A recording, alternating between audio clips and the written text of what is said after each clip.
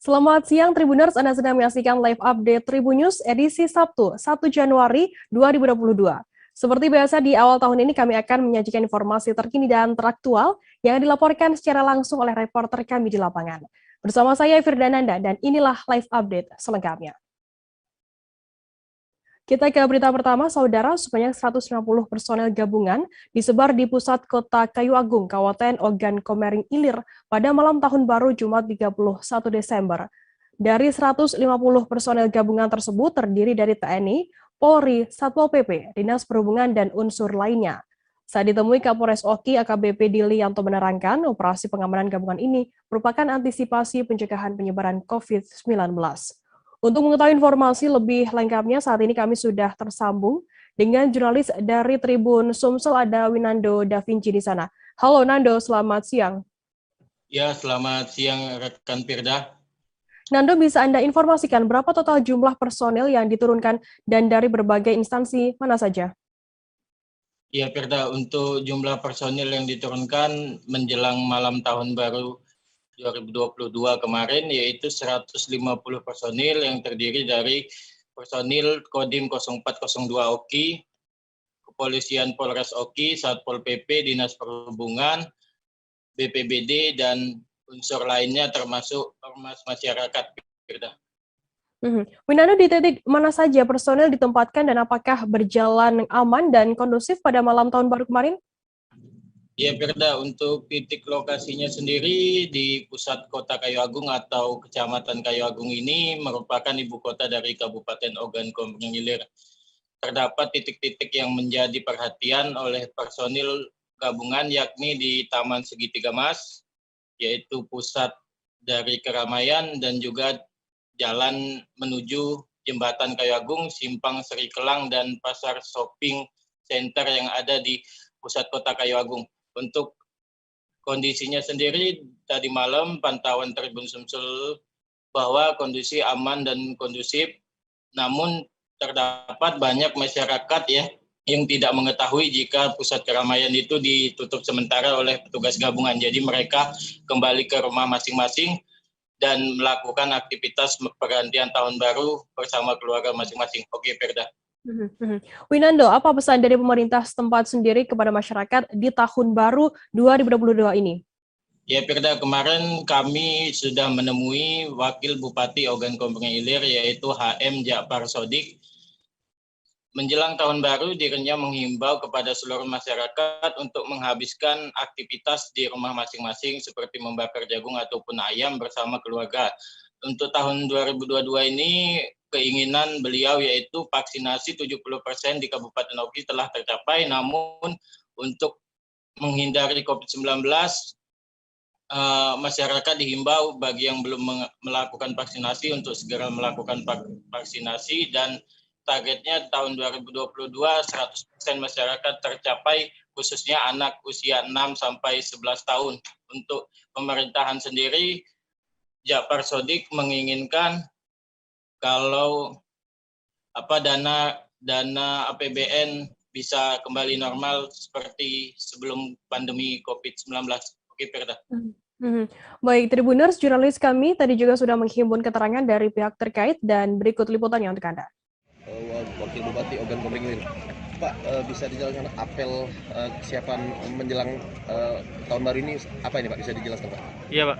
Ini alhamdulillah mulai dari kemarin yang tanggal 30 kita mulai cek pospam mulai dari Kayu Agung sampai ke Bukit, melihat persiapan dan kesiapan. Ternyata begitu kita cek mulai dari Kayu Agung sampai ke Bukit kita putar, alhamdulillah di situ kesiapan sudah luar biasa, dan ini pun akhirnya gelar apel ini melihat kesiapan personil yang ada. Saya yakin untuk pengamanan tahun baru menghadapi 2022 ini saya yakin aman karena kesiapannya sudah saya yakin sudah tercukupi semua, baik fasilitas dan lainnya. Pak, untuk Kabupaten Oki tidak, untuk tahun baru ini dihimbau kepada masyarakat untuk tahun baru di rumah masing-masing. Umpama mau bakar jagung ya di rumah serta keluarga, mau bakar ayam dan keluarga. Tahun tahun baru ini Pak, berapa personil yang dikerahkan Polres Ogan Komering Ilir Pak? Terima kasih. Jadi kami dari Polres Ogan Komering Ilir bersama dengan Kodim 0402, kemudian juga dari Satpol PP dan Disub Kabupaten Oki, kami menurunkan 150 personil untuk melaksanakan pengamanan malam tahun baru di wilayah Kabupaten Oki serta di wilayah Kota Kayu Agung. Pak, Pemkab Oki memastikan tidak ada keramaian di Kabupaten Oki ini Pak. Bila terjadi keramaian Pak, tindakan polisi Pak?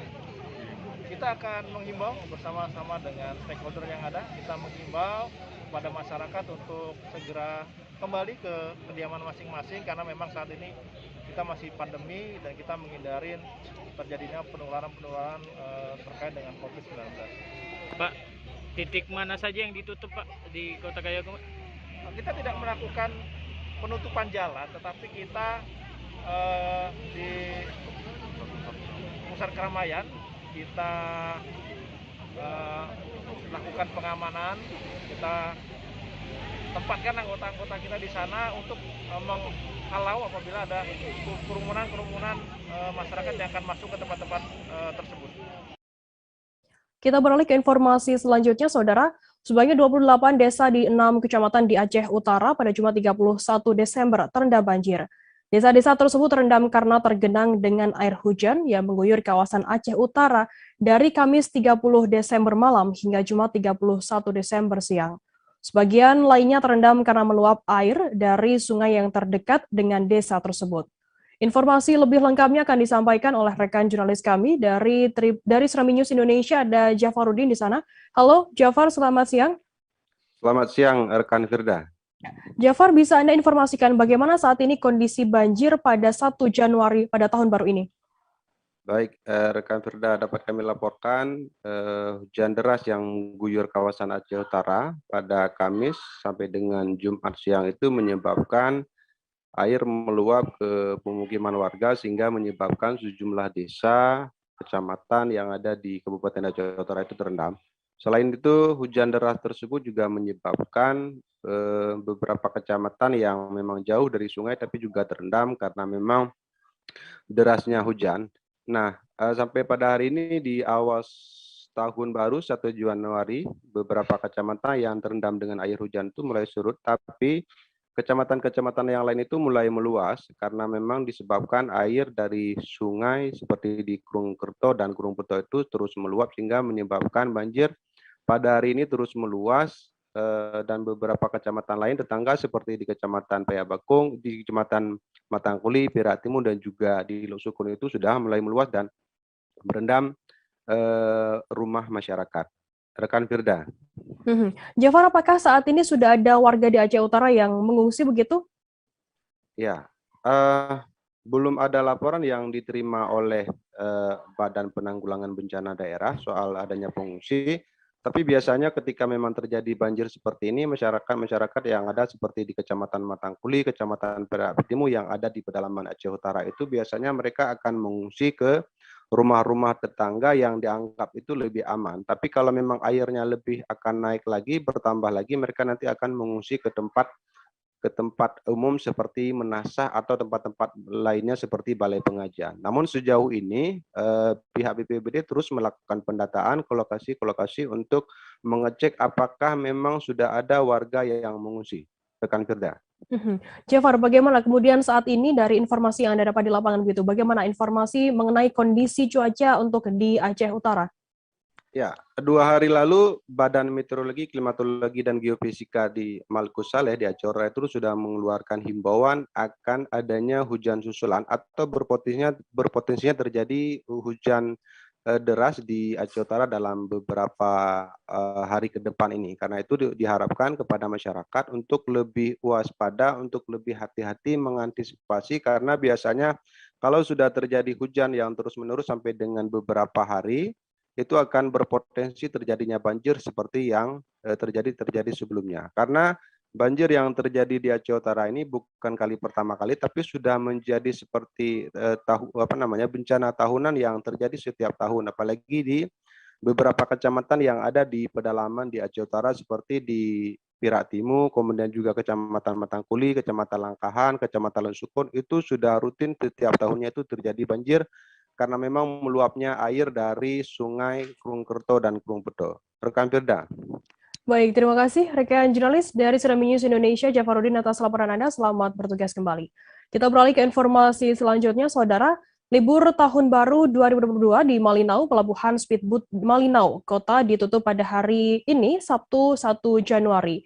Upaya tersebut dilakukan untuk menyiasati peningkatan kasus COVID-19 pada permulaan lembar pertama tahun 2022.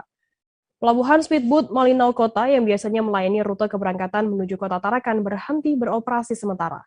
Informasi lebih lengkapnya akan disampaikan oleh rekan jurnalis kami dari Tribun Kaltar, ada Muhammad Supri di sana. Halo Supri. Halo rekan Firda. Supri, bisa Anda informasikan bagaimana strategi Satgas COVID-19 mengurangi lonjakan kasus di tahun baru 2022 ini? Baik Firda, untuk di Kabupaten Malinau sendiri sebelumnya sudah kami laporkan bahwa ada 5 pengetatan atau pemeriksaan di pos pintu masuk di Kabupaten Malinau. Di antaranya mengawasi pintu-pintu masuk, akses moda transportasi udara, laut, dan darat, termasuk pos perbatasan di kecamatan atau kabupaten perbatasan antara Kabupaten Malinau dan kabupaten tetangga di Kaltara.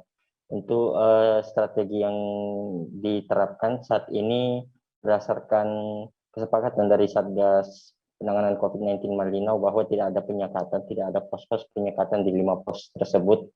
Namun petugas kesehatan dan personel gabungan yang tergabung melalui operasi Lilin Kayan 2021 di Malinau menyepakati bahwa pemeriksaan tetap ada, namun tidak seketat pada tahun 2020 lalu, di mana diminta beberapa persyaratan untuk pelaku perjalanan.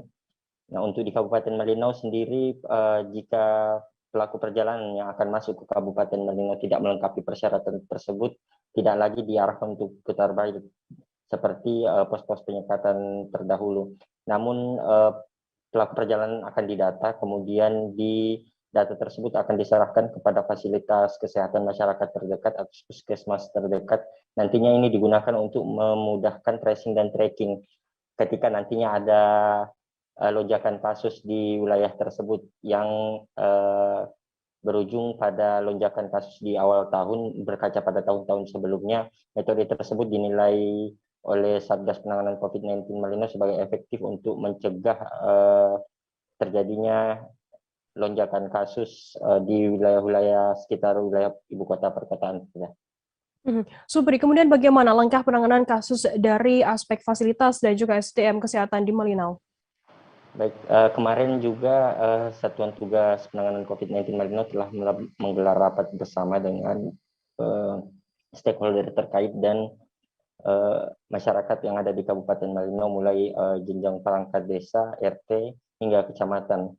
Kemarin sempat dilaporkan bahwa salah satu yang menjadi fokus utama dari Satgas Penanganan COVID-19 Malinau adalah upaya penanganan, di mana upaya penanganan ini sangat bergantung pada fasilitas karantina atau isolasi terpusat yang ada di Kabupaten Malinau, di mana di Kabupaten Malinau memusatkan fasilitas isolasi di Rumah Sakit Umum Daerah Kabupaten Malinau. Untuk laporan kesiapan dari Rumah Sakit Umum Daerah Malinau sendiri, telah disiagakan perawat dan dokter atau tenaga kesehatan untuk mengantisipasi kemungkinan lonjakan kasus di awal tahun baru 2022. Untuk yang paling penting adalah berdasarkan rapat tersebut adalah untuk fasilitas karantina atau isolasi suspek atau pasien yang terkonfirmasi COVID-19 telah disiapkan sebanyak 15 tempat tidur yang terdiri dari 7 ruangan di Rumah Sakit Umum Daerah Malinau. Kemudian jika nantinya terjadi lonjakan kasus yang signifikan, disiapkan lagi sebanyak 32 tempat tidur dan 8 kamar ruangan khusus fasilitas isolasi pasien COVID-19. Berdasarkan data terbaru Satuan Tugas Penanganan COVID-19 Malinau, saat ini Kabupaten Malinau menerapkan PPKM level 1, di mana data terbaru juga menunjukkan bahwa belum ada peningkatan signifikan atau tidak ada sama sekali peningkatan signifikan, di mana kasus aktif per hari ini tanggal 1 Januari 2022 masih bertahan di 1 kasus aktif, Firda. Bagaimana kemudian dengan pintu keluar masuk, seperti apa pemeriksaan yang dilakukan petugas dan tenaga kesehatan yang ada di Malinau?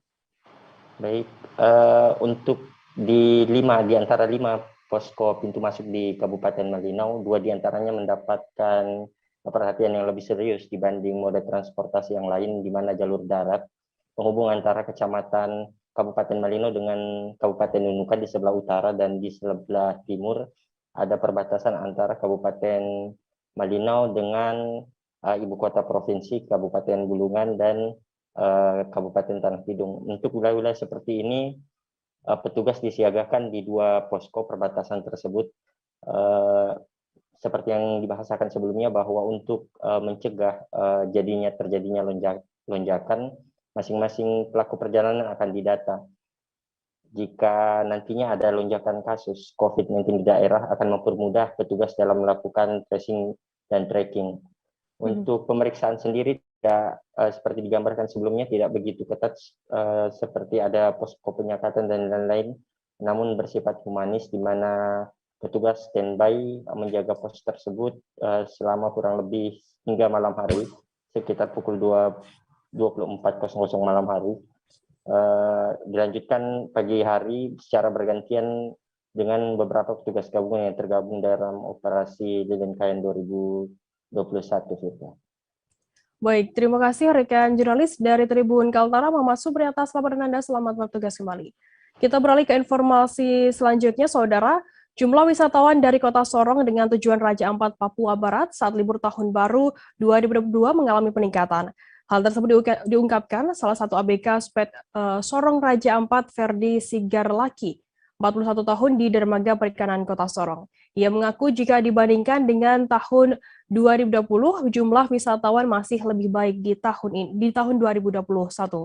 Informasi lebih lengkapnya akan disampaikan oleh rekan jurnalis kami dari Tribun Papua Barat, ada Safwan Raharusun di sana. Halo Safwan. Halo Firda. Safwan, bisa Anda informasikan seperti apa pantauan di lapangan terkait libur Natal di dermaga penyeberangan ke Raja Ampat? Ya, Firda dan juga Tribuners dimanapun Anda berada, hari ini dapat saya kabarkan dari Kota Sorong, Papua Barat, bahwa sejak pagi tadi terpantau sejumlah masyarakat mulai berkunjung ke Raja Ampat dengan memanfaatkan libur Natal dan Tahun Baru ini.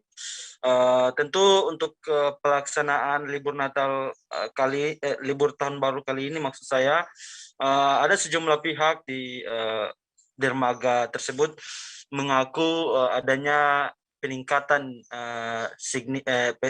peningkatan jumlah wisatawan yang berkunjung ke Raja Ampat dari tahun sebelumnya, kurang lebih 40% peningkatannya, begitu Firda.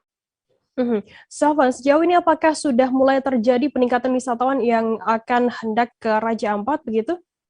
Iya, tentu untuk berdasarkan wawancara dengan salah seorang ABK di dermaga tadi, beliau menyampaikan bahwa tentu ada peningkatan kurang lebih 40% sejak awal Desember kemarin, karena hal tersebut dikarenakan tren kasus COVID-19 mulai menurun, sehingga para wisatawan, khususnya untuk masyarakat yang ada di Indonesia, di beberapa provinsi di Indonesia, mulai berdatangan untuk melakukan berkunjung ke Raja Ampat, begitu Firda.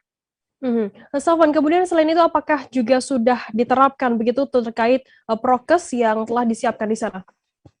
Iya, berdasarkan pantauan di lapangan, ada sejumlah fasilitas yang ada di dermaga tersebut telah dipasang sejumlah scan barcode Peduli Lindungi untuk bagi pengunjung, baik wisatawan dan juga masyarakat yang ingin berkunjung ke Raja Ampat. Memang wajib, saat ini sudah wajib melakukan scan barcode, sehingga memastikan orang-orang yang ke Raja Ampat, baik melakukan perjalanan wisata ke Raja Ampat maupun masyarakat umum yang ke Raja Ampat, sudah memang harus mengikuti vaksinasi, begitu. Lantas bagaimana harapan dari masyarakat sendiri terkait kondisi naiknya penumpang di dermaga tersebut? Iya, beberapa orang di dermaga tersebut mereka berharap agar pemerintah daerah bisa melakukan langkah-langkah agar bisa segera kasus COVID-19 ini segera hilang begitu, sehingga aktivitas penyeberangan antara penyeberangan wisatawan dari kota Sorong menuju ke Raja Ampat pun bisa lancar kembali begitu, Firda.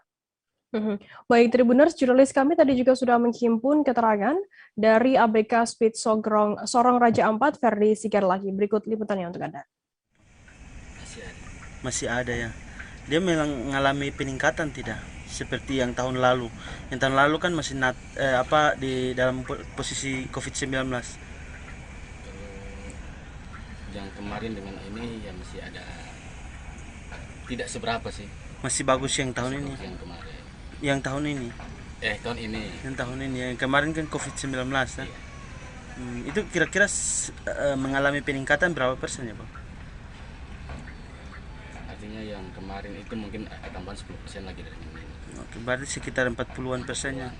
Untuk tahun baru ini memang ada tidak penumpang-penumpang yang pergi wisatawan yang pergi di spot-spot wisata di sana?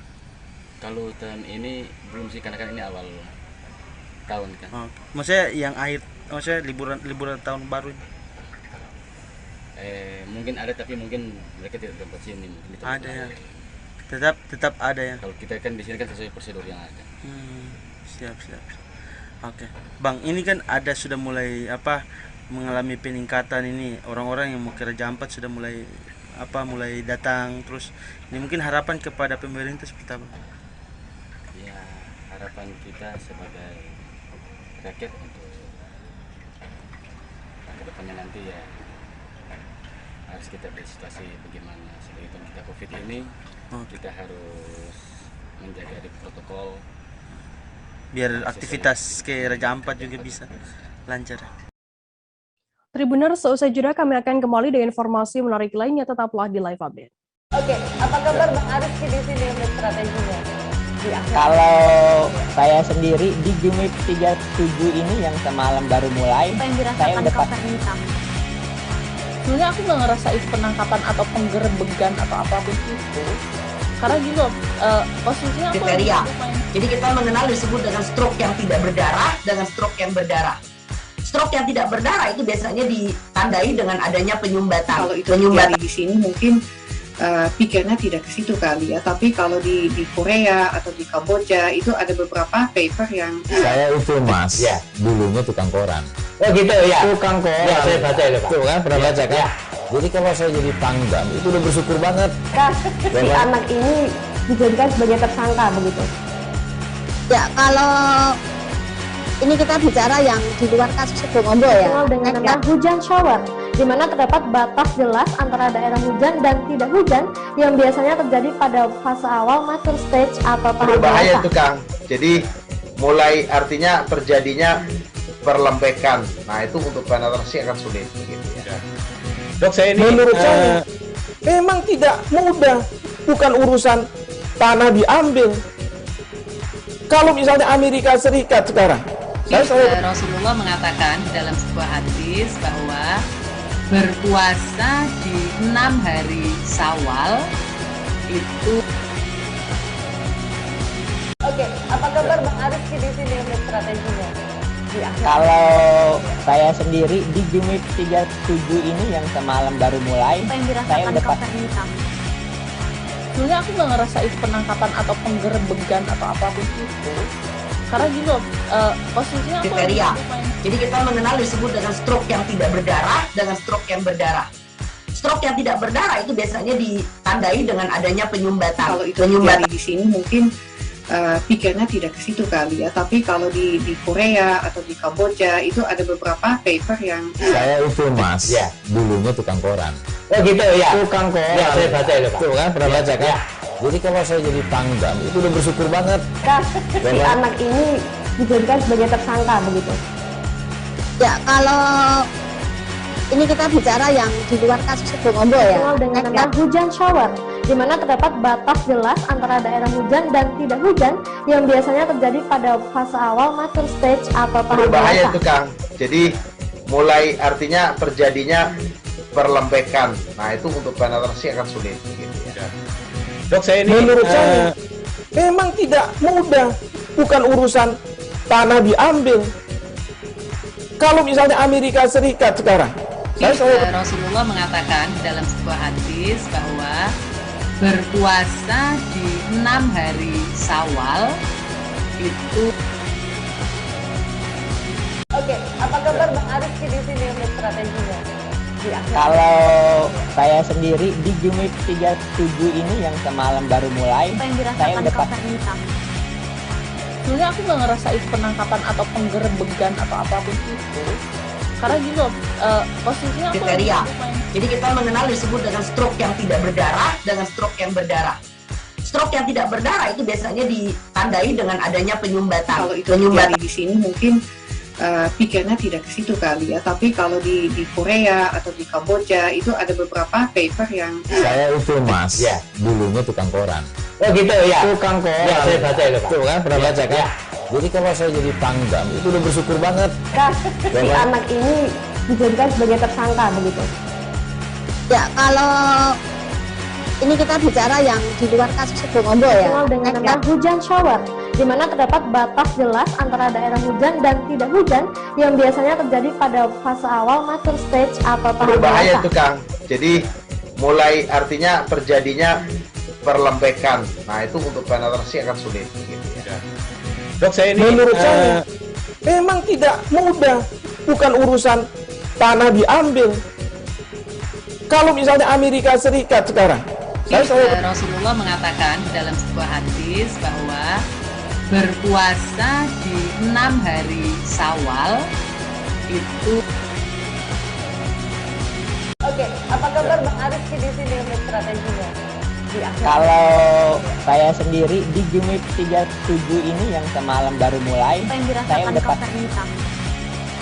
Sebenarnya aku nggak ngerasain penangkapan atau penggerebegan atau apapun itu, karena gini loh, posisinya aku kriteria. Jadi kita mengenal disebut dengan stroke yang tidak berdarah dengan stroke yang berdarah.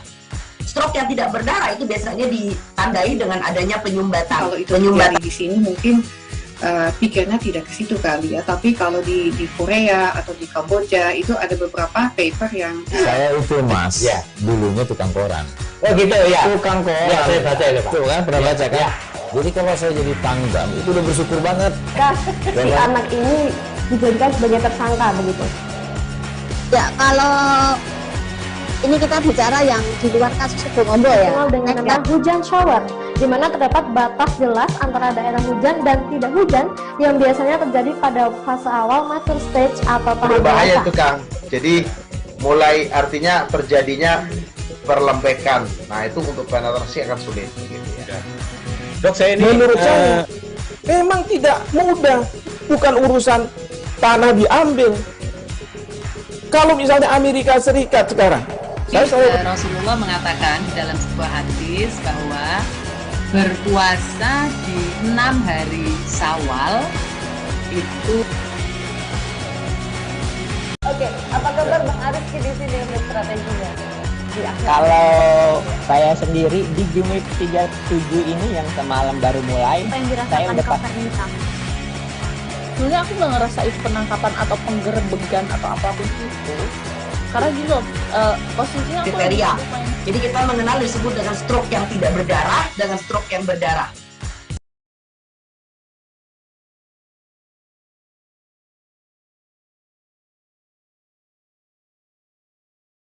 Oke, apa kabar Bang Arief di sini untuk strateginya? Kalau saya sendiri di Jumip 37 ini yang semalam baru mulai, saya udah pas. Sebenarnya aku nggak ngerasain penangkapan atau penggerebegan atau apapun itu, karena gini loh, posisinya aku kriteria. Jadi kita mengenal disebut dengan stroke yang tidak berdarah dengan stroke yang berdarah. Stroke yang tidak berdarah itu biasanya ditandai dengan adanya penyumbatan. Kalau itu terjadi di sini mungkin pikirnya tidak ke situ kali ya. Tapi kalau di Korea atau di Kamboja itu ada beberapa paper yang Saya itu Mas, dulunya tukang koran. Oh gitu ya. Tukang koran. Ya, saya baca itu, Pak. Tuh kan, pernah baca kan? Jadi kalau saya jadi Pangdam, itu udah bersyukur banget. Terima kasih Anda masih bersama kami di live update. Kita beralih ke informasi selanjutnya, Saudara. Ratusan bahkan ribuan kendaraan di Kota Batam, Kepulauan Riau terjebak banjir bandang di sejumlah titik jalan utama pada malam pergantian tahun 2021. Guyuran hujan disertai angin kencang mengakibatkan arus lalu lintas jalan raya lumpuh total. Air setinggi lutut merendam kendaraan, tak sedikit kendaraan yang mogok akibat air masuk ke dalam knalpot. Informasi lebih lengkapnya akan disampaikan oleh rekan jurnalis kami dari Tribun Batam, ada Beres Lumantobing di sana. Halo Beres. Halo rekan Firda.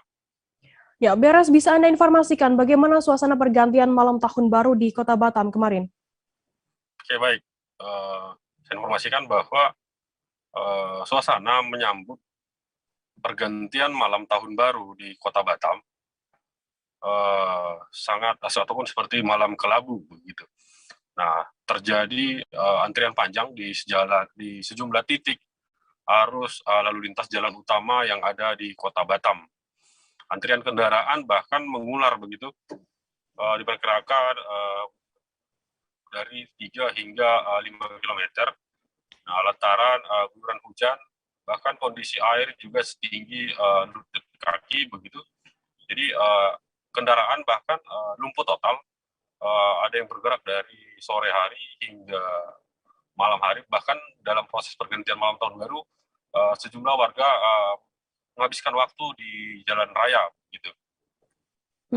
Beres, seperti apa untuk kondisi arus lalu lintas jalan tersebut saat banjir melanda? Nah, kondisi arus lalu lintas saat banjir ataupun pada malam pergantian tahun baru, itu kondisi kendaraan mengalami antrian yang cukup panjang, bahkan bisa dikatakan lumpuh total. Jadi banyak kendaraan jalan lintas utama itu lumpuh total, tidak ada pergerakan kendaraan.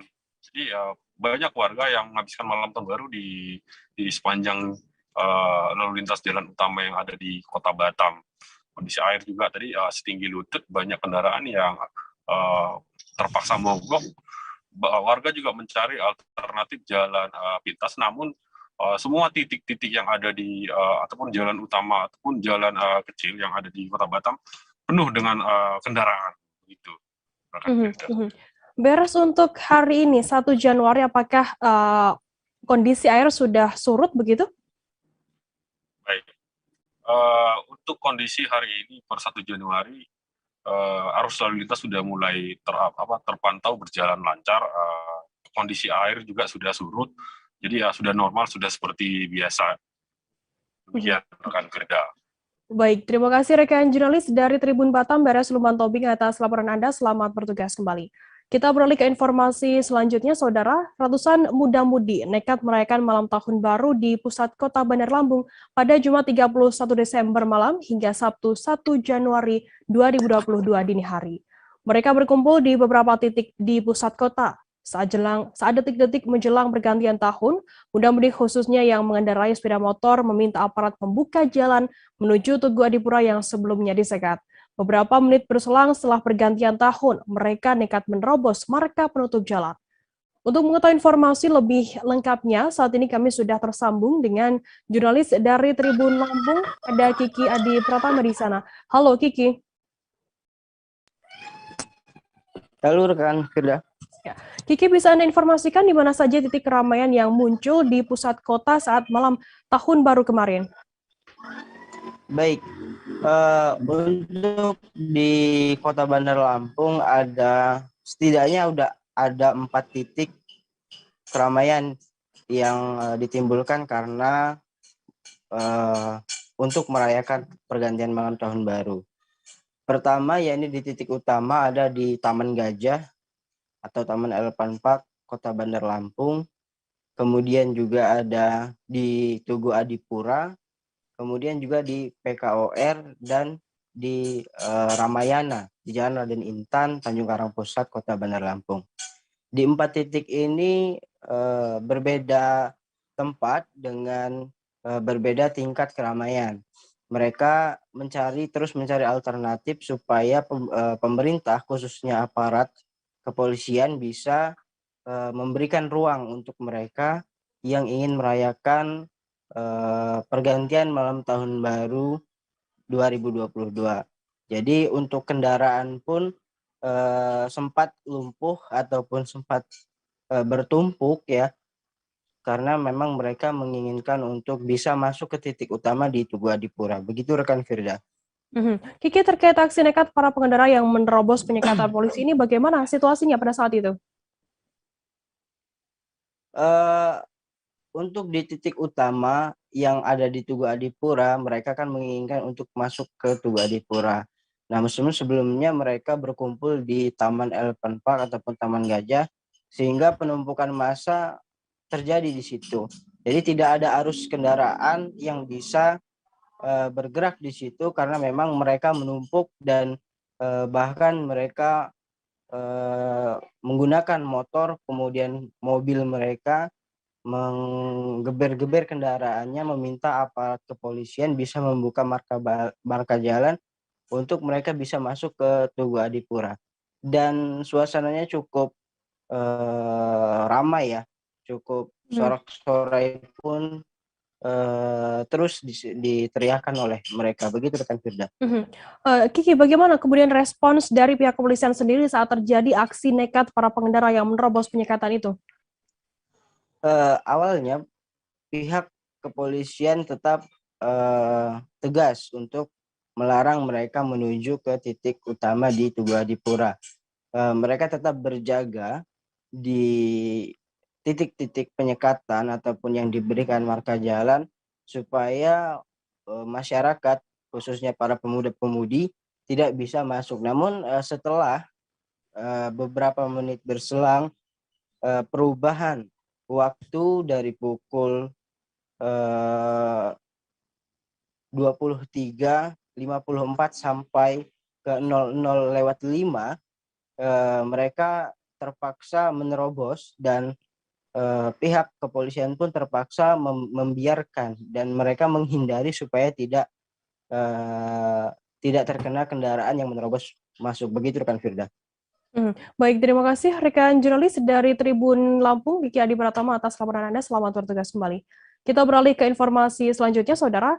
Malam pergantian tahun baru diisi dengan hujan deras yang mengguyur selama hampir 24 jam di Kota Batam. Hujan deras sejak pagi hingga menjelang tengah malam pada Jumat 31 Desember kemarin. Intensitas hujan tersebut cukup besar sehingga mengakibatkan banjir di beberapa titik wilayah Kota Batam. Salah satu wilayah yang terkena dampak banjir adalah perumahan Timban 3, Sekupang, Batam. Di Timban 3, air banjir meluap hingga mencapai tinggi pinggang orang dewasa. Informasi lebih lengkapnya akan disampaikan oleh rekan jurnalis kami dari Tribun Batam, ada Hening Sekarutami di sana. Halo Hening. Halo rekan Firda. Hening, bisa Anda informasikan seperti apa untuk kronologi banjir tersebut dan apa sebenarnya penyebabnya? Baik, terima kasih rekan Firda. Tribuners, memang pada Jumat kemarin, yaitu tepatnya di malam pergantian tahun baru itu, Kota Batam dilanda oleh hujan deras dengan intensitas tinggi yang berlangsung cukup panjang dari pagi sampai dengan dini hari. Dan hujan tersebut mengakibatkan beberapa titik saluran air maupun sistem drainase di Kota Batam itu tidak mampu menampung curah hujan yang tinggi sehingga meluap sampai membanjiri ke area perumahan dan pertokoan milik warga.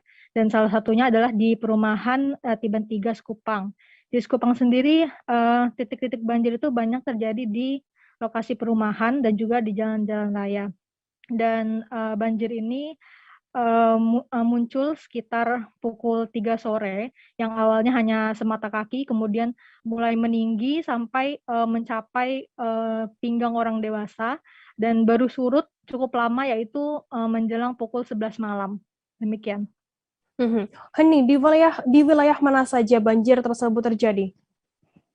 Baik rekan Firda, memang hujan deras ini mengguyur hampir seluruh wilayah di Kota Batam. Namun kita lihat dampak yang signifikan yaitu berupa banjir itu terjadi terutama di beberapa kecamatan seperti Kecamatan Sekupang, Kecamatan Batu Aji, Kecamatan Sebeduk, dan Kecamatan Sagulung.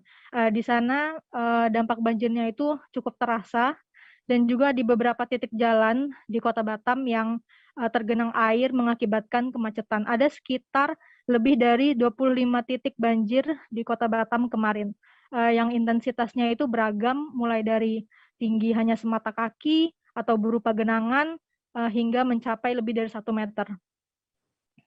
Hening apa saja untuk kerugian material yang dialami oleh warga akibat adanya banjir yang melanda 25 titik di Kota Batam ini?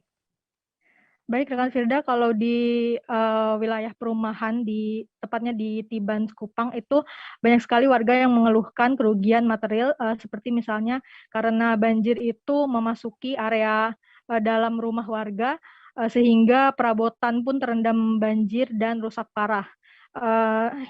Dari surutnya kemarin malam sampai dengan pagi ini, warga masih mengevakuasi barang-barangnya atau mengeluarkan perabotan-perabotan yang terendam banjir tersebut, seperti meja, lemari, kulkas, televisi, dan alat elektronik lainnya. Selain itu juga beberapa kendaraan sempat mogok dan juga dibongkar pagi ini karena ada beberapa mesin kendaraan yang rusak terendam air.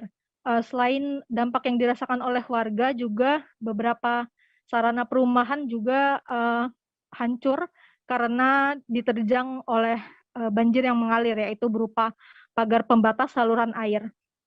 Demikian rekan Firda. Baik, Tribuners, jurnalis kami tadi juga sudah menghimpun keterangan dari seorang warga Tiban 3 Sekupang bernama Ikra. Berikut liputannya untuk Anda.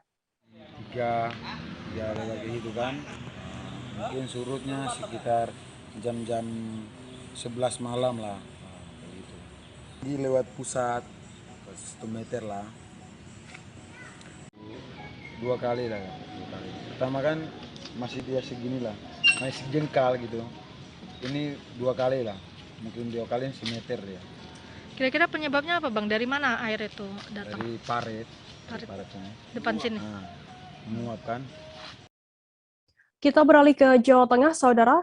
Polres Tegal Kota menangkap 4 pelaku pengeroyokan Syarif Budiono, 21 tahun, anak buah kapal atau ABK asal Kelurahan Tegalsari, Kota Tegal.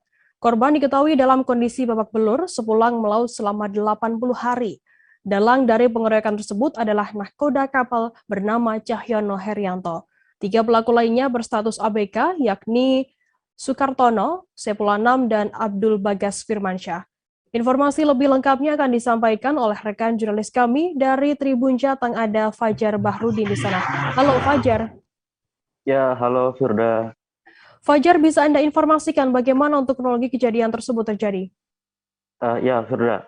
Jadi memang betul telah terjadi kasus pengeroyokan yang di sini korbannya merupakan anak buah kapal, pemuda berusia 21 tahun bernama Syarif Budiono. Nah, Syarif Budiono ini asal Kelurahan Tegalsari, Kota Tegal. Jadi dia memang menjadi korban pengeroyokan yang dilakukan oleh nahkoda dan ABK 1 kapal. Nah, sedangkan untuk kapal yang Syarif ikuti sendiri, ini kapal jenis pencari cumi dengan nama Sri Mulia 7. Nah, untuk kronologi sendiri, jadi dijelaskan oleh Kapolres Tegal Kota, Bapak AKBP Rahmat Hidayat, bahwa korban ini melaut pada tanggal 29 September 2021 dari Pelabuhan Jongor, Kota Tegal. Nah, kemudian selama 1 bulan melaut itu pada sekitar November, nah korban ini mendapat pengeroyokan atau aniaya dari rekan 1 kapalnya, ya, 1 ABK kapal tersebut. Nah, berdasarkan hasil penyelidikan dari kepolisian sendiri, bahwa korban ini dianiaya karena dianggap kurang becus seperti itu. Nah, kemudian setelah 80 hari melaut, tepatnya pada tanggal 14 Desember 2021, korban ini kapal korban berlabuh dan dia pulang dengan keadaan yang babak belur seperti itu. Lalu korban memeriksakan diri ke rumah sakit yang ada di Tegal, dan setelah mendapatkan hasil visum, korban kemudian melaporkan kejadian pengeroyokan tersebut, Firda. Kemudian bagaimana untuk dari pelaku sendiri berjumlah 4 orang begitu? Apa sebenarnya motif dari pengeroyokan tersebut? Ya betul, Firda. Jadi memang dalam kasus ini kepolisian telah menetapkan bahwa pelaku ini berjumlah 4 orang. Dan satu di antaranya itu adalah dalang. Dalangnya sendiri merupakan nahkoda yang bernama Cahyono. Jadi Cahyono ini disebutkan tidak menganggap kerja korban ini tidak becus atau kurang benar. Nah, kemudian korban mendapatkan perlakuan yang kurang baik dari nakoda, dan termasuknya nakoda ini ikut andil dalam mungkin menghasut anak buah kapal lainnya untuk menganiaya si korban ini. Nah, sementara untuk ABK lain yang ikut menganiaya dari korban ada 3 orang yang ditetapkan sebagai tersangka. Pertama bernama Sukartono, kemudian Sepul Anam, dan yang terakhir Abdul Bagas Firmansyah. Dan untuk motif sendiri, keterangan dari kepolisian, motifnya itu karena si nakoda menganggap kerja si korban tidak becus. Nah, sedangkan keterangan hal serupa juga disampaikan dari nakoda itu bahwa saya menganiaya karena kerjanya tidak becus. Nah, sedangkan dari penjelasan korban mengatakan bahwa aksi pengeroyokan itu dilakukan karena korban dianggap berani melawan nahkoda, seperti itu. Kemudian korban dikeroyok, dan penjelasan dari korban bahwa dia tidak hanya dikeroyok dengan tangan kosong ya, tetapi juga dipukul menggunakan sebatang kayu dan juga menggunakan gagang apa itu namanya, gagang bendo gitu ya, seperti itu, Firda. Bagaimana kemudian saat ini kondisi korban yang setelah dikeroyok oleh keempat pelaku ini? Ya, Firda, alhamdulillah kemarin juga dijelaskan oleh pihak kepolisian bahwa kondisi korban ini alhamdulillah sudah membaik. Tapi sebelumnya kalau berdasarkan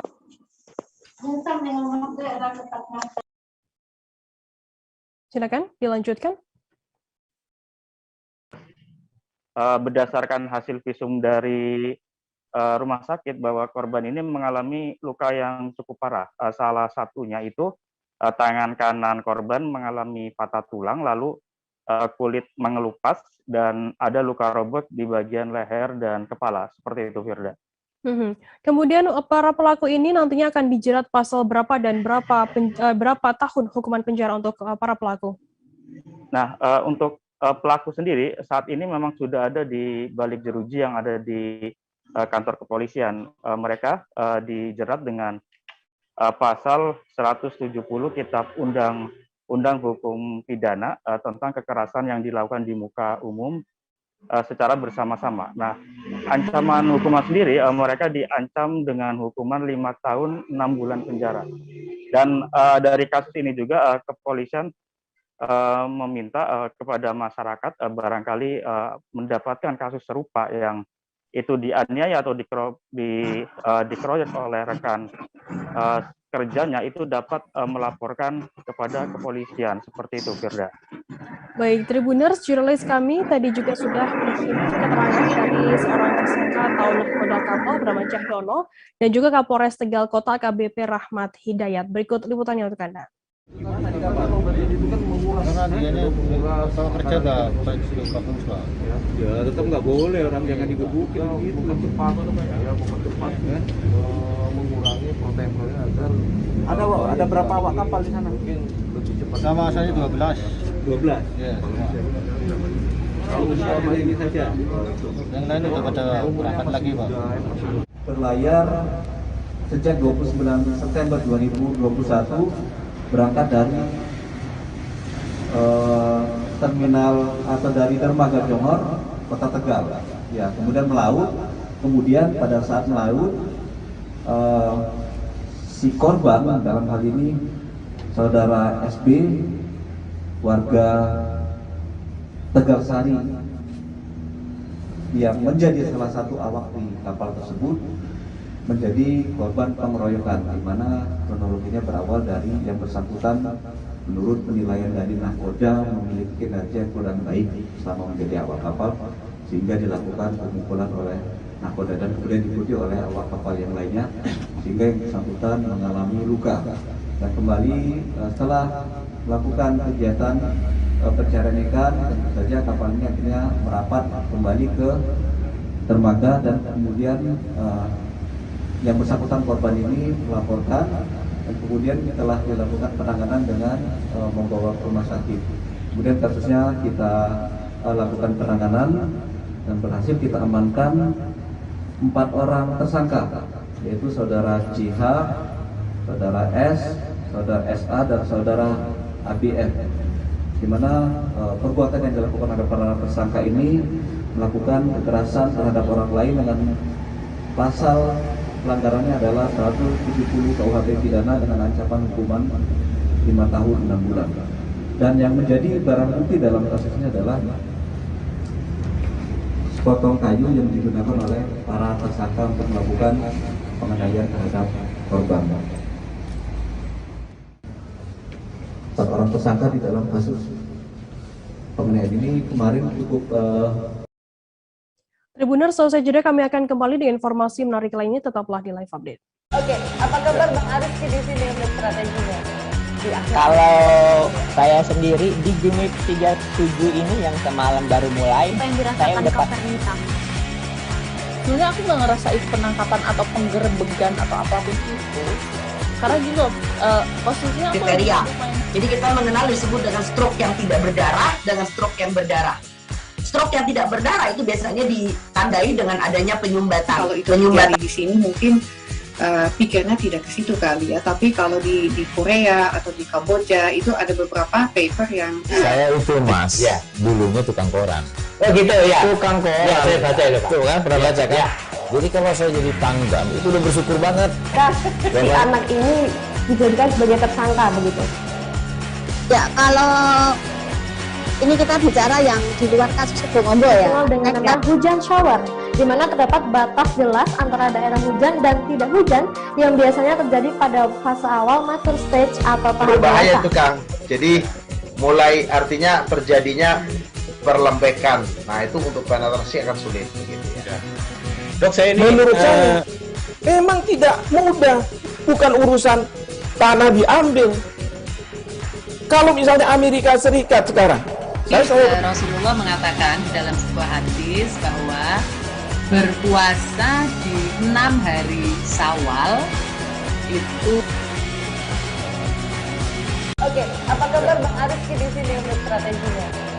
Kalau saya sendiri di Gimip 37 ini yang semalam baru mulai, Apa yang saya dirasakan udah Kak Fernita?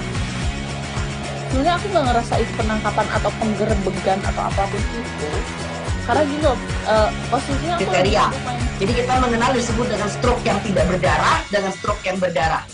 Stroke yang tidak berdarah itu biasanya ditandai dengan adanya penyumbatan. kalau itu terjadi di sini mungkin pikirnya tidak ke situ kali ya, tapi kalau di Korea atau di Kamboja itu ada beberapa paper yang Saya itu mas, dulunya tukang koran. Oh gitu ya? Tukang koran. Ya, saya baca itu Pak. Tuh kan, pernah baca kan? Ya. Jadi kalau saya jadi pangdam, itu udah bersyukur banget.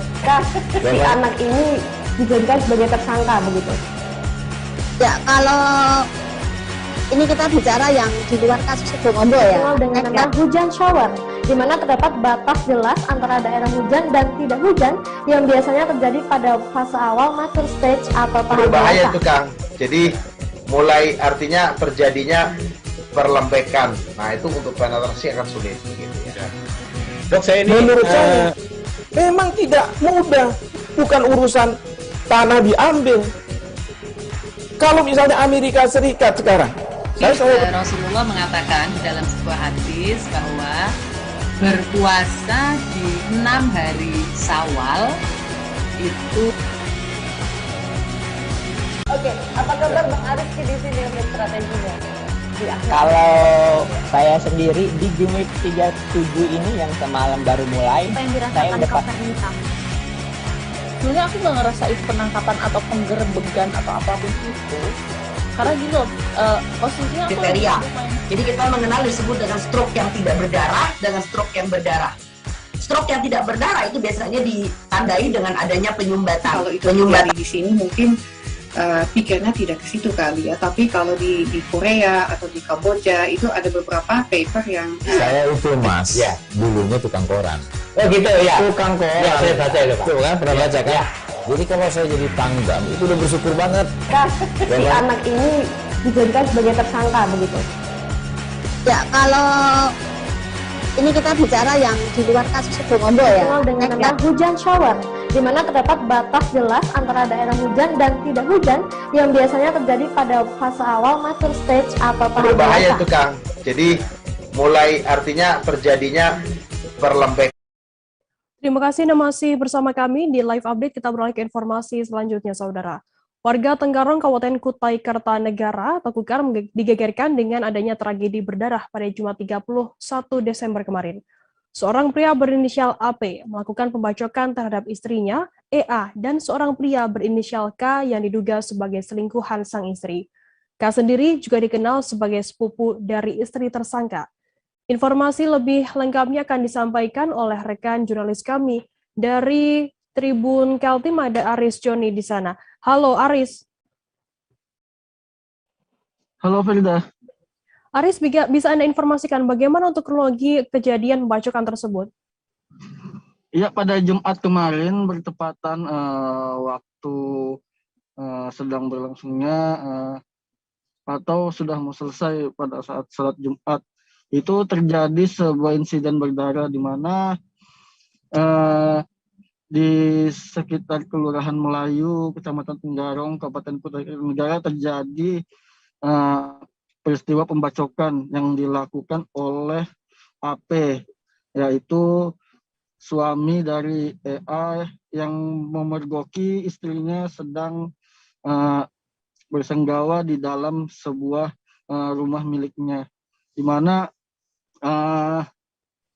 sang suami tersebut memergoki istrinya itu pada saat sang suami tengah bersembunyi di atas pelapon rumahnya, karena sebelumnya sang suami memang mencurigai bahwa ada gelagat aneh daripada sang istri yang tidak ingin handphone istrinya tersebut disentuh atau dipegang oleh suaminya, sehingga sang suami berinisiatif untuk melakukan strategi agar menyelidiki kejelasan daripada kecurigaan sang suami tersebut.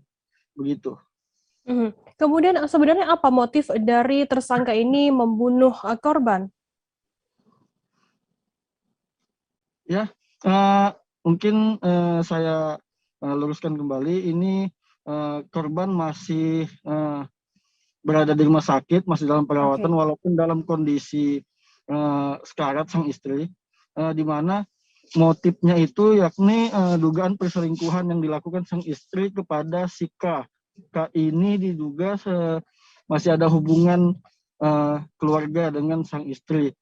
Namun sang suami sendiri sudah mencurigai adanya dugaan perselingkuhan tersebut sudah sekitar seminggu atau 2 minggu yang lalu, sehingga sang suami melakukan investigasi lah bahasanya untuk memastikan bahwa itu benar perselingkuhan itu. Jadi dia beralasan untuk pamit ke desa Jonggon karena sang suami ini memang aktivitas kebanyakan di luar karena berdagang. Jadi di rumah hanya 2 hari, kemudian berangkat lagi pergi berdagang sampai ke Kubar, sampai 5-6 hari baru pulang, seperti itu. Jadi pada saat pamit dengan istri, sang suami kembali diam-diam melewat pintu belakang dan naik ke dalam pelapon selama 2 jam menunggu, barulah sang istri datang membawa sikat tersebut. Disitulah akhirnya terjadi insiden berdarah. Sang istri dan selingkuhannya dibacok menggunakan senjata tajam jenis pisau parang pemotong daging.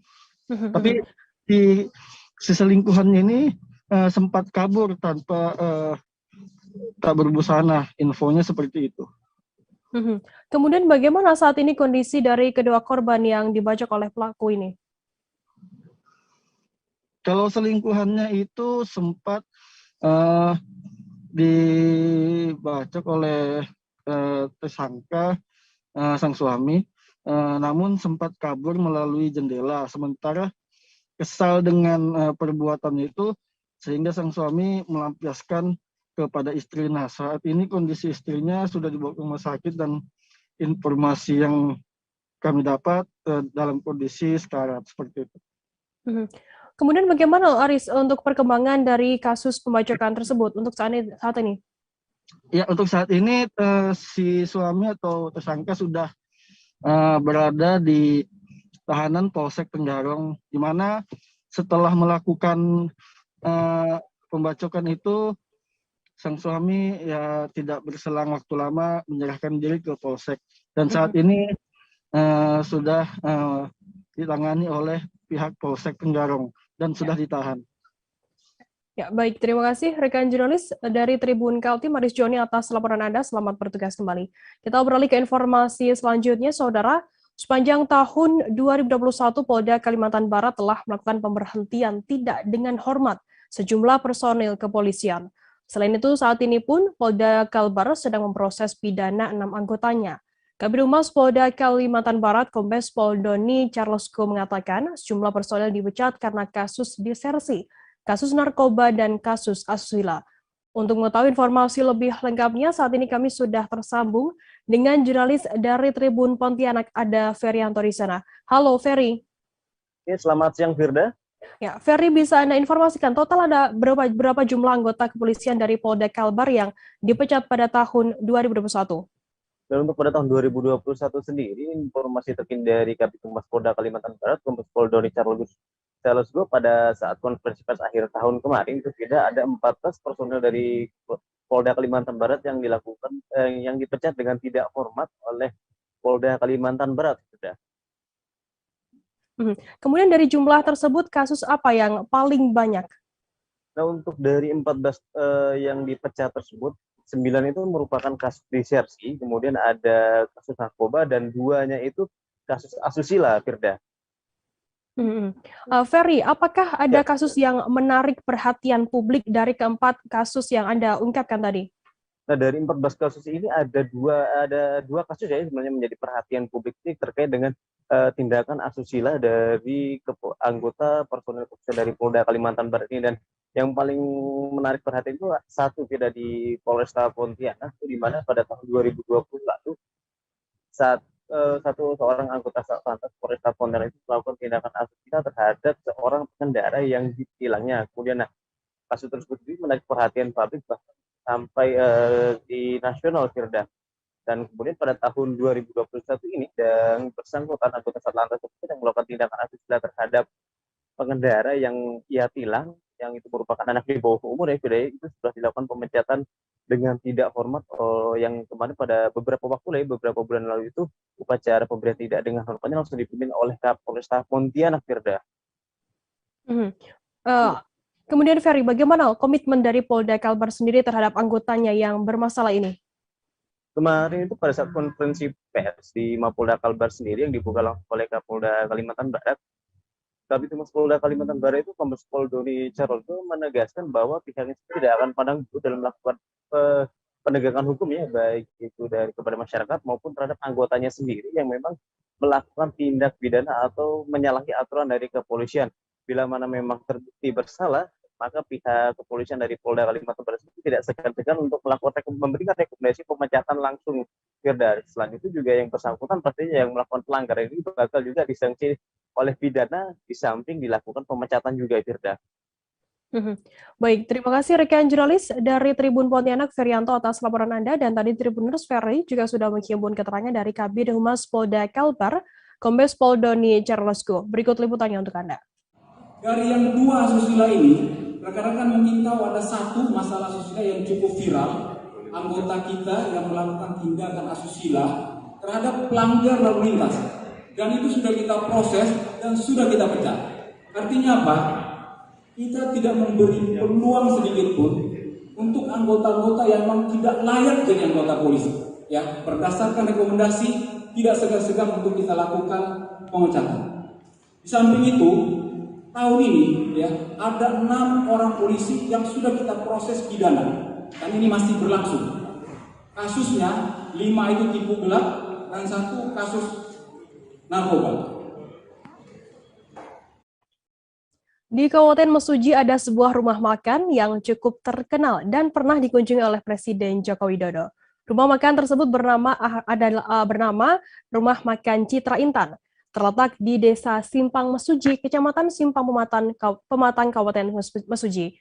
Informasi lebih lengkapnya akan disampaikan oleh rekan jurnalis kami dari Tribun Lampung, ada Rangga Yusuf di sana. Halo Rangga. Halo rekan Firda dan Tribuners. Rangga, bisa diceritakan sedikit mungkin soal latar belakang berdirinya Rumah Makan Citra Intan ini dan di Kabupaten Mesuji dan mengapa bisa sampai terkenal hingga dikunjungi oleh Presiden Joko Widodo? Baik rekan Firda dan Tribuners, bisa saya ceritakan sedikit ya. Jadi Rumah Makan Citra Intan ini sudah berdiri sejak 2016, di mana sebelumnya rumah makan ini ada 2 rekan Firda dan Tribuners. Jadi penamaan Rumah Makan Citra Intan ini penggabungan dari rumah makan milik saudara pemilik dari Rumah Makan Citra Intan ini. Begitu latar belakangnya. Lalu mengapa bisa sampai terkenal? Yang pasti rumah makan di kabupaten ini menjadi salah satu rumah makan yang sempat dikunjungi Bapak Presiden Joko Widodo saat melakukan kunjungan kerja meresmikan jalan tol Terbanggi Besar, tepatnya di tahun 2019, begitu rekan Firda dan Tribuners. Ada menu apa saja di Rumah Makan Citra Intan ini dan menu yang paling spesial sendiri apa? Jadi Rumah Makan Citra Intan ini ada banyak sekali ya menu yang ditawarkan, bisa dibilang ada puluhan. Tapi yang jelas rumah makan yang menu masakan yang paling spesial di Rumah Makan Citra Intan ini adalah olahan ikan gurame. Baik itu ikan gurame asam manis, lalu ikan gurame bakar maupun ikan gurame goreng, begitu rekan Firda dan Tribun. Rangga, ada fasilitas apa saja yang bisa dinikmati para pengunjung di rumah makan tersebut? Jadi Rumah Makan Citra Intan ini banyak menawarkan fasilitas yang dipunya, sehingga Bapak Jokowi memang dikasih kesempatan untuk menyicipi makanan di Rumah Makan Citra Intan ini karena tempatnya yang begitu luas, rekan Firda. Begitu pula di rumah makan ini ada ruang meeting yang bisa dimanfaatkan untuk pengunjung yang ingin memanfaatkan ruang meeting tersebut dengan merogoh kocek Rp1.000.000 dalam 1 harinya, begitu rekan Firda dan Tribuners. Lalu ada taman juga, ini menambah suasana keseruan ya, jadi menambah suasana keseruan buat pengunjung yang ingin menikmati makan bersama keluarga dengan memandang taman di Rumah Makan Citra Intan itu, rekan Firda dan Tribuners. Jika Tribuners ingin berkunjung ke Rumah Makan Citra Intan ini di Lampung ini, bagaimana kemudian untuk rute dan jam operasional buka dan tutupnya? Baik rekan Firda, jadi rutenya itu untuk keberadaan Rumah Makan Citra Intan ini berada tepat di Desa Simpang Mesuji atau lebih tepatnya di Tikungan, dekat Tikungan, Jalan Lintas Timur, Pasar Simpang Pematang, Desa Simpang Mesuji, Kecamatan Simpang Pematang, Kabupaten Mesuji. Nah, jika ini pengunjung dari Bandar Lampung, bisa melalui jalan tol, lalu keluar di exit tol Simpang Pematang. Nah, dari exit tol Simpang Pematang, ambil arah ke kanan. Dari situ menuju Desa Simpang Mesuji atau Pasar Simpang Pematang. Nah, dari Tikungan Jalintim Pasar Simpang Pematang kurang lebih 100 meter akan dijumpai Rumah Makan Citra Intan tersebut, begitu rekan Firda. Untuk jam operasionalnya dibuka dari pagi sampai malam begitu rekan Firda dan Tribunas. Baik, terima kasih rekan jurnalis dari Tribun Lampung Rangga Yusuf atas laporan Anda. Selamat bertugas kembali. Kita beralih ke informasi selanjutnya, Saudara. Jembatan di wilayah Desa Tambak Boyo, Kecamatan Tawangsari, Sukoharjo, Jawa Tengah, roboh saat masih dalam proses pengerjaan pada Jumat 31 Desember kemarin. Suwarni, 45 tahun, pemilik warung di sekitar jembatan yang bernilai lebih dari 10 miliar tersebut, mengaku menyaksikan detik-detik saat jembatan roboh. Menurutnya peristiwa tersebut terjadi sangat cepat. Saat itu sekitar pukul 9:30 waktu Indonesia Barat sedang sibuk melakukan pekerjaan di warung miliknya.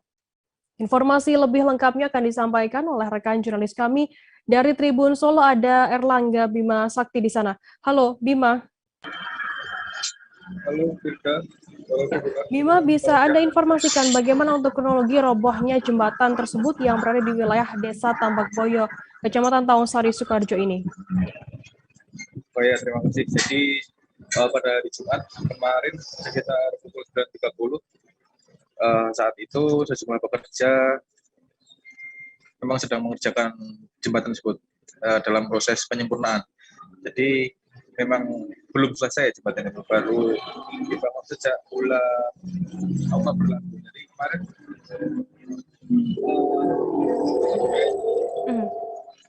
niatnya akan menyetel tali seling karena modelnya jembatan gantung ya. Jadi jembatan tersebut akan dikalibrasi tali selingnya yang berada di dua titik. Kemudian tiba-tiba saat sedang distel, baut pengait itu terlepas sehingga terjadilah peristiwa itu. Sehingga jembatan yang menggantung di atas sungai itu kemudian roboh begitu. Kemudian apa dampak yang ditimbulkan dengan adanya jembatan yang roboh ini? Untuk dampak sendiri, selain kerusakan jembatan senilai 10 miliar itu, juga saat itu sedang ada 5 pekerja, namun ada 2 pekerja yang terkena dampak atas kejadian itu. Salah satunya sampai mengalami patah tulang lagi kedua kaki. Kemudian salah satunya mengalami luka-luka yang parah, yaitu ada yang sampai kedua kakinya patah. Bima, untuk saat ini apakah sudah diketahui terkait dugaan penyebab robohnya jembatan yang bernilai 10 miliar rupiah ini? Untuk dugaan sementara karena masih dalam pendalaman dari pihak-pihak terkait, kalau dari warga sekitar yang memperkirakan itu ya karena kesalahan kerja. Jadi saat itu memang sudah dikerjakan. Jadi yang perlu ditekankan di sini, jembatan itu tidak putus. Tali selingnya terlepas saat sedang dikerjakan. Jadi tidak ada kerusakan putus maupun kerusakan yang lain. Jadi diperkirakan teknik pekerjaannya saja yang ada kekeliruan. Bima, bagaimana kemudian tanggapan dari pemerintah setempat dan juga warga yang menyaksikan kejadian robohnya jembatan tersebut? Untuk dari pemerintah sendiri, dari dinas kemarin sempat dimintai konfirmasi lebih dulu, menyebut bahwa proyek jembatan itu masih dalam tanggung jawab tekanan, artinya masih dalam kontraktor karena memang masih dikerjakan dan perlu diresmikan, sehingga masih akan dibicarakan terlebih dahulu karena masih di tanggung jawab kontraktor. Untuk masyarakat sendiri ya sangat menyayangkan ya, jadi di dua wilayah tersebut ketika tidak ada jembatan itu masyarakat wilayah menyeberang di Sungai Bengawan Solo itu harus memutar jauh sekitar 8 kilo. Jadi anak-anak sekolah kemudian warga ya harus memutar jauh karena jembatannya berada di jauh dari itu. Baik, terima kasih rekan jurnalis dari Tribun Solo Erlangga Bima Sakti atas laporan Anda. Selamat bertugas kembali. Tribuners, informasi tadi sekaligus menutup perjumpaan kita dalam live update hari ini. Jangan lupa saksikan terus live update di seluruh kanal YouTube dan Facebook Tribun Network. Saya Firda Nanda, mewakili kru yang bertugas, pamit undur diri. Terima kasih, selamat tahun baru dan sampai jumpa. Jangan lupa like, subscribe, dan share ya.